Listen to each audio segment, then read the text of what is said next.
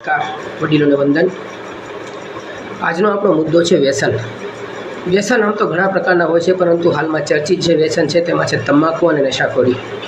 તો આપણે પહેલાં એ વિચાર કરીએ કે વ્યસનની શરૂઆત ક્યાંથી થાય છે। આમ જોઈએ તો વ્યસનની શરૂઆત પોતાના પિતા દ્વારા જ થવામાં આવે છે। એનું કારણ છે બે ચાર દાખલા એવા છે કે પોતાના પિતા જ પોતાના પુત્રને વ્યસનની લત લગાડે છે। જો પોતે વ્યસનનું સેવન કરે છે તો પોતાના પુત્રને એમાં ધીમે ધીમે એમની સાથે બેસાડે છે, એમની સાથે વાતચીત કરે છે, એમની સાથે થોડી ઘણી લત લગાડે છે અને આખરે એ લત બહુ મોટી થઈને સાબિત થાય છે।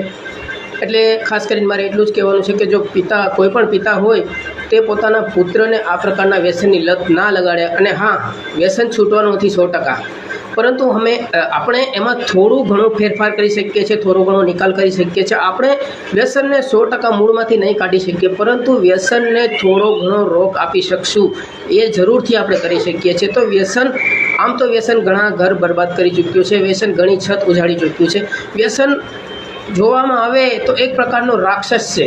વ્યસન ધીમે આપણા પરિવારને, આપણા સમાજને, આપણા દેશને બરબાદ કરી રહ્યો છે, આપણા સ્વાસ્થ્યને નુકસાન પહોંચાડી રહ્યો છે। વ્યસન ખરેખર તો એક પ્રકારનો આપણો જીવનો જોખમી દુશ્મન છે।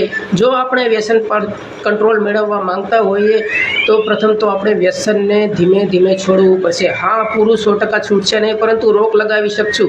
અને બીજી વાત એ છે કે વ્યસન જે છે તે આપણા સુધી જ સીમિત રાખો। જો તમે પિતા છો તો તમારા સુધી સીમિત રાખો, તમારા પુત્રને આ વ્યસનની ભનક પણ ના પડવા દો। આ વ્યસન જો તમે જાણવા માંગતા હોય, આપણો પરિવાર બચાવવા માંગતા હોય તો આપણે આ વ્યસનથી દૂર રહેવું પડે છે।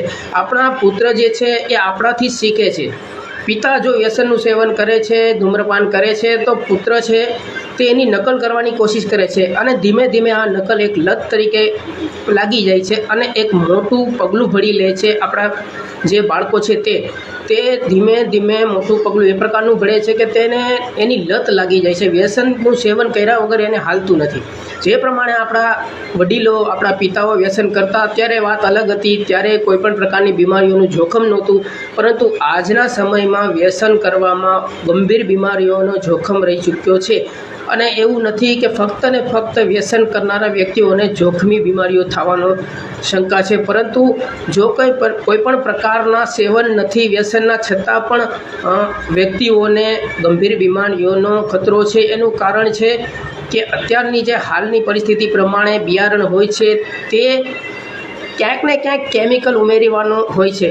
તો જે પ્રમાણે કેમિકલ છે તે પ્રમાણે તમાકુમાં પણ આ કેમિકલની અસર જોવા મળે છે અને આપણા માનવ જીવનમાં આ એક મોટો દુશ્મન છે વ્યસન। એટલે આ વ્યસનને ખરેખર માનવામાં આવે તો છોડવું અને 100% છૂટવાનું નથી, તો એને રોક લગાવીએ, એના પર અંકુશ લાવીએ અને આપણે ખાસ કરીને આપણી જે પેઢી છે એ આપણી પેઢી આ વ્યસન સુધી ના પહોંચે તે માટે થઈને ખૂબ કાળજી રાખીએ। આપણા બાળકો જે છે એ આ વ્યસન સુધી ના પહોંચે।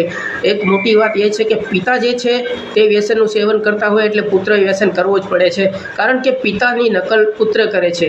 તો તમારા બાળકોથી દૂર તમારે વ્યસનનું સેવન કરવું અને જ્યાં સુધી બને ત્યાં સુધી વ્યસન ઓછું રાખવું, જેથી કરીને આપણો પરિવાર છે એ સુરક્ષિત રહે અને સલામત રહે। બસ આટલું જ કહેવા માગું છું। જય ભારત, જય હિન્દ।